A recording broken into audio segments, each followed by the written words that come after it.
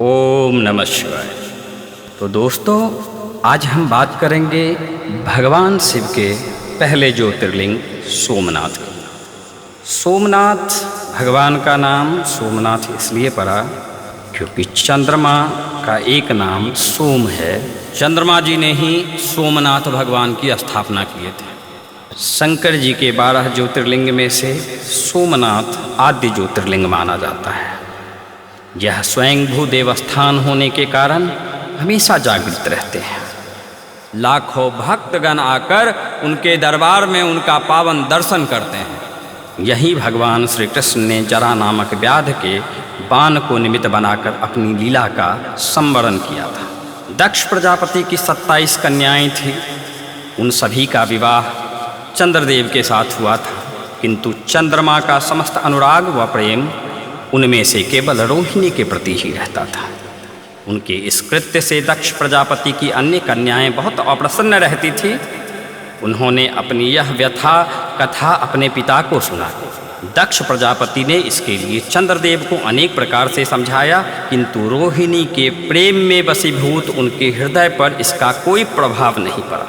अंततः दक्ष ने क्रुद्ध होकर उन्हें क्षयग्रस्त हो जाने का शाप दे दिया। इस शाप के कारण चंद्रलोक तत्काल ही क्षयग्रस्त हो गए।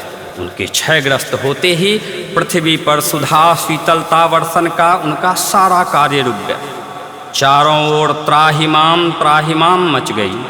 चंद्रमा भी बहुत दुखी हुए और चिंतित थे। चंद्रमा ने भगवान शिव की आराधना किए, उनकी तपस्या किए। उनकी प्रार्थना सुनकर इंद्रादिदेव इंद्र और वशिष्ठ ऋषिगण उनके उद्धार के लिए परमपिता ब्रह्मा जी के पास गए।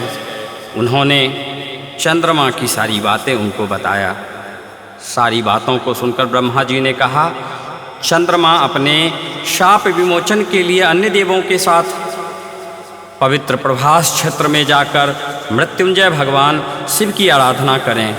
उनकी कृपा से अवश्य ही उनका शाप नष्ट हो जाएगा और वे रोग मुक्त हो जाएंगे। उनके कहने के अनुसार चंद्रदेव ने मृत्युंजय भगवान की आराधना किए। उन्होंने घोर तपस्या करते हुए 10 करोड़ बार मृत्युंजय मंत्र का जाप किया। मृत्युंजय भगवान शिव ने उन्हें अमृतत्व का वर प्रदान किया। उन्होंने कहा, चंद्रदेव तुम शोक न करो, मेरे वर से तुम शाप मुक्त हो जाओगे। साथ ही साथ प्रजापति दक्ष के वचनों की रक्षा भी मैं करूँगा। कृष्ण पक्ष में प्रतिदिन तुम्हारी एक एक कला क्षीण होगी, किंतु पुनः शुक्ल पक्ष में उसी क्रम में तुम्हारी एक एक कला बढ़ जाया करेगी। इस प्रकार प्रत्येक पूर्णिमा को तुम्हें पूर्ण चंद्रत्व प्राप्त होता रहेगा। चंद्रमा को मिलने वाले इस वरदान से सारे लोकों के प्राणी प्रसन्न हो उठे।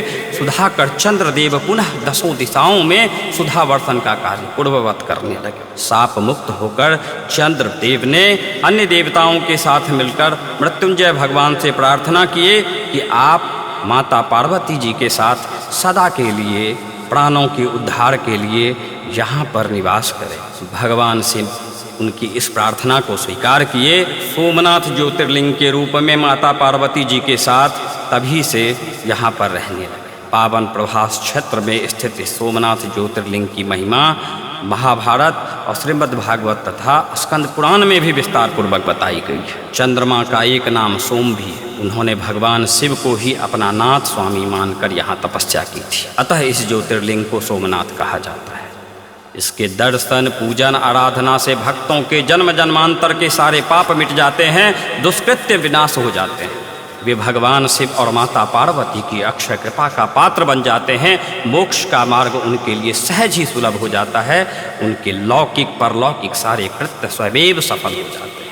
भगवान शिव सोमनाथ का मंत्र है, सौराष्ट्र देशे विशदेति रम्ये ज्योतिर्मयं चन्द्रकलावतंसं भक्ति प्रदानाय कृपा वितरणं तं सोमनाथं शरणं प्रपद्ये। जय सोमनाथ, जय सोमनाथ। भक्तजनों, आप हमारे चैनल को अगर सब्सक्राइब नहीं किए हैं तो इस चैनल को सब्सक्राइब कर लीजिए, ताकि सनातन धर्म से जुड़ी बातों के लिए हम आप तक सबसे पहले आपकी सेवा भावना में उपस्थित रहें। जय सिया राम। ओम नमः शिवाय।